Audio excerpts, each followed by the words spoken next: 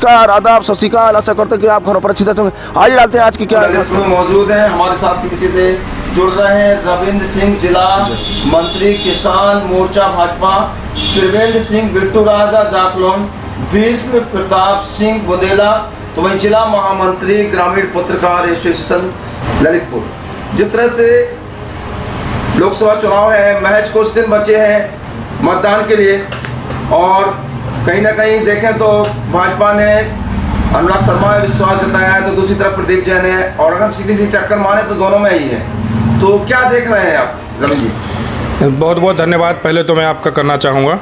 देखिए, पहले मैं आप एक शब्द का आपका कटाक्ष करना चाहूँगा, यहाँ पे कोई टक्कर नहीं है। तो प्रदीप जैन को लोग यहाँ मतलब आप जो कह रहे हैं टक्कर है, मुझे नहीं लगता कि यहाँ अनुराग शर्मा एक बेदाग छवि के हमारे नेता हैं। माननीय सांसद 60,000 वोट से माननीय सांसद जी यहाँ से जीते थे ललितपुर से अपनी लोकसभा से।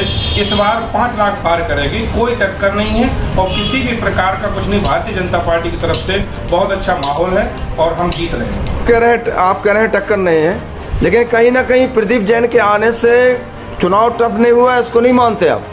वोट बैंक छिटका है, इस बात को नहीं मानते क्या आप? देखिए, इनके कुछ चुनिंदा जो लोग हैं प्रदीप जैन साहब के, प्रदीप जैन सरल नहीं है, इस बात को नहीं मानते आप? नहीं, व्यक्तिगत रूप से मैं कहूंगा कि वो अच्छे नेता हैं, लेकिन जिस पार्टी में वो हैं वो पार्टी किसान हितैषी और हिंदुत्व के हितैषी पार्टी नहीं है। आप समझ रहे हैं कि प्रदीप जैन को वोट देंगे, ये तो कोई जनता तो कांग्रेस को वोट करेगी और हम उस कांग्रेस को वोट करें जिसने हमारे मर्यादा पुरुषोत्तम भगवान राम के मंदिर के उद्घाटन का न्योता ठुकरा दिया। मुझे नहीं लगता है कहीं ना कहीं किसी भी प्रकार की कोई टक्कर है।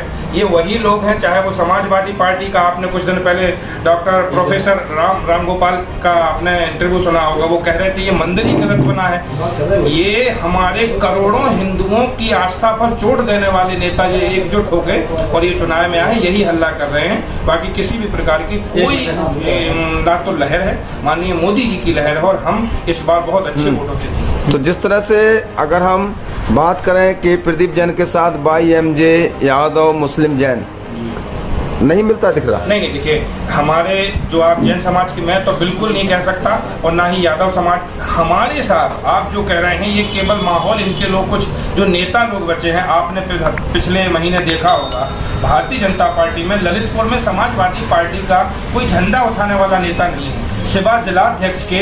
उनकी सारी जो मतलब जिले की टीम थी वो भारतीय जनता पार्टी में शामिल हो गई है। किसी भी प्रकार का कोई ना मुस्लिम, हमारे पास अल्पसंख्यक मोर्चा का जिलाध्यक्ष हमारे मुस्लिम समाज से हैं, तो ऐसा हम बिल्कुल नहीं कह सकते। हमारे साथ सब जितने सपा के थे सब आप ही ने तो ले लिए, तो वो हमने नहीं लिए।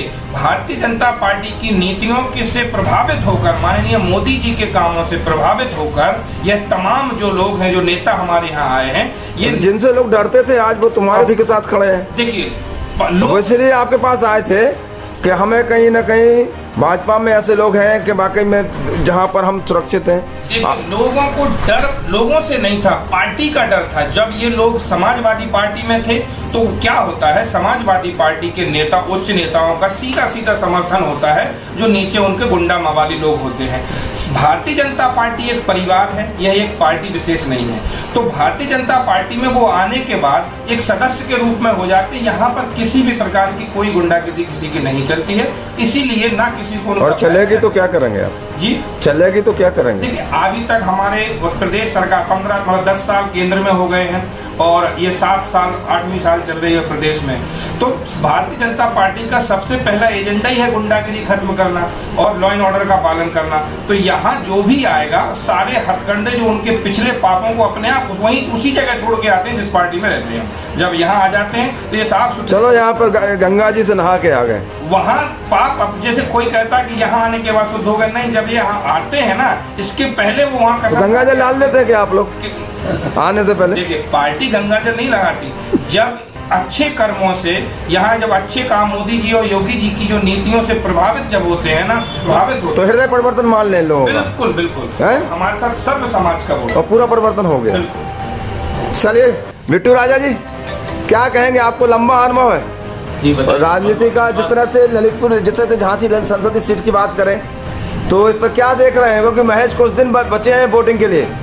देखिए, 20 मई को वोटिंग है। गोस्वामी जी जैसा अभी रविंद्र राजा ने बताया है, उसमें देखने लायक कुछ है ही नहीं। चुनाव जो नाम है या चुनाव शब्द का जो अर्थ है उसका वास्तविक अर्थ ये होता है कि किन्हीं दो समान योग्यता रखने वाले, दो समान योग्य व्यक्तियों के बीच में चुनाव करना या दो से अधिक व्यक्तियों के बीच में चुनाव करना। यहाँ योग्यताओं का कोई मापदंड ऐसा आपस में है ही नहीं है। एक तरफ सीधी भाजपा है जो वर्तमान में विश्व की सबसे बड़ी राजनीतिक दल है, और दूसरी तरफ कांग्रेस है जो दिन पे दिन टूटती जा रही है और लगभग टूट चुकी है। आज 500 से अधिक वर्षों से जो हमारे करोड़ों करोड़ हिंदुओं के आराध्य प्रभु श्री राम जो एक टेंट में विराजमान थे, आज उस टेंट से निकाल के एक विशाल मंदिर में उनका प्राण प्रतिष्ठा कराना, हम लोगों का मन तो यही भर गया। विकास क्या है और मुद्दे क्या है वो चीज। तो अनुराग जी को ये माने कि मोदी और योगी जी के नाम पे वोट मिल रहे हैं? नहीं, व्यक्तिगत तौर पे अनुराग शर्मा जी की बात करें तो बेहद ही साफ छवि के व्यक्ति कहते हैं गुस्से वाले। नहीं, जो व्यक्ति सच्चा होगा वो गुस्सैल होगा और गलत को वो सहन नहीं करेगा, लेकिन कार्यकर्ताओं गुस्सा जल्दी आ जाती है। नहीं, कारण भाव तो ये है कि वो जितने भी व्यस्त रहे हों, अगर कभी उन्हें फोन किया और उनका किसी व्यस्तता की वजह से फोन नहीं उठ पाया हो तो उनका कॉल बैक आया, उन्होंने समस्या सुनी और कुछ ही क्षणों में वो समस्या हमेशा दूर हो जाती है। क्षेत्र की कोई भी समस्या हो, हमने आज तक उन्हें अवगत कराया है, तो आज तक कोई सिंगल ऐसी समस्या नहीं है जो अधूरी रहे। इससे अच्छा संसद क्या हो सकता है? तो मोदी योगी का भी फायदा तो मिल रहा है कि नहीं? मोदी योगी जब अच्छा काम कर रहे हैं, बाबा जी के मारे पूरे प्रदेश से गुंडे भाग खड़े हुए हैं, अच्छे गुंडों के ऊपर बुलडोजर चल गए हैं, तो उसका सीधा तौर फायदा अनुराग शर्मा जी को मिलेगा। कैसा देख रहे हैं इस चुनाव को? मैच कुछ दिन बचे हैं, लेकिन हवा तो चल रही है, कुछ प्रदीप जैन को भी बात कर रहे हैं आदमी। हवा है, फैलाया जा रहा है। रूमर एक तथ्य होता है, इसका कोई इसका वजूद या अस्तित्व नहीं होता है। ये शुद्ध और शुद्ध रूमर है। अब देखिए, आप उनके पास और कुछ कहने को तो है नहीं, तो वो ये तो कहेंगे नहीं कि साहब हम में कमी है और आप भाजपा को वोट दे दो। वो तो यही कहेंगे कि भाजपा में कमी है, तो उनके पास यही चीज कहने को है, वो कह रहे हैं। लेकिन वास्तविकता में जनता ने, मतदाताओं ने अपना मन बना लिया है, चाहे विकास के मुद्दों पे हो, चाहे धर्म के मुद्दों पे हो, चाहे गुंडागिरी के समन के मुद्दों पे हो, हर मुद्दों पे जनता ने अपना मन बना लिया है।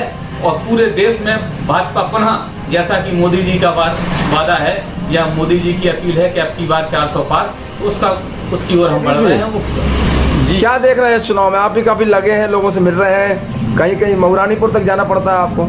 क्या देख रहे हैं? लोगों के बीच जा रहे हैं, क्या आउटपुट मिल रहे हैं? देखिए गोस्वामी जी, सबसे पहले तो आपके लिए बहुत बहुत धन्यवाद जो आप यहाँ इतने दूर तालवेट से ललितपुर में आके कैंपेन कर रहे हैं।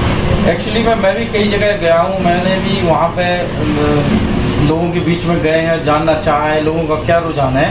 तो अभी तक तो ये है कि लोगों का रुझान ज़्यादातर भाजपा को है, क्योंकि फैक्टर हुए जो मोदी जी की जो अभी तक की 10 साल में जो उन्होंने काम किया है उसको लेके, और योगी जी का जो कार्यकाल चल रहा है उससे तो बहुत ही खुश है योगी। वो मंदिर से नहीं है? नहीं, मंदिर से तो सिरमाथे हैं उनके, क्योंकि आज 500 साल पुराना सपना पूरा हो। 500 साल। और जो अपन एक्चुअल में बात ये है कि अपन लोग जो भाग्यशाली हैं, जो अपने सामने ये चीज जीते जी अपन ने देख लिया, मिल गया अपन को देखने के लिए, ये सब चीज मिल गई। नहीं था योगी जी कहते हैं जो राम को लाए उन्हीं को हम लाएंगे। हाँ बिल्कुल, क्योंकि जनता हमसे यही कह रही है। लोगों के अंदर है, लेकिन सिर्फ थोड़ा सा बस यही है कि कांग्रेस के लिए लोग बिल्कुल नकार रहा है और भाजपा के लिए लोग वोट देना। लेकिन प्रदीप जैन को थोड़ा बहुत यहाँ के लोग पसंद करते हैं, कहीं ना कहीं से इनकार नहीं। ये है अभी तक जो सामने है, तो व्यक्तिगत चेहरे में अगर देखें तो प्रदीप जैन के लिए लोग लाइक कर रहे हैं, क्योंकि उन्होंने जो पहले 5 साल केंद्रीय मंत्री रहे हैं तो उस समय उन्होंने काम करके दिखाया है, तो लोग उसकी सराहना कर रहे हैं कि भाई कैंडिडेट अच्छा है। लेकिन जहाँ पे प्रदीप जैन भी चुनाव हारे हैं, मेयर का हारे हैं लगातार, और इसके बाद देखो 2014 में हारे आ गए थे। नहीं, चुनाव बिल्कुल हारे हैं प्रदीप जी। अभी 3 बार से जो लड़े हैं अभी तक चुनाव हारते आए हैं, वो इस बार भी हारे हैं। अभी तक जो हमारा आकलन है उसके हिसाब से पंडित अनुराग शर्मा ही चुनाव जीतेंगे। अब 2 लाख वोटों से जीतते हैं या 3 लाख वोटों से, ये तो समय 4 तारीख को बताएगा।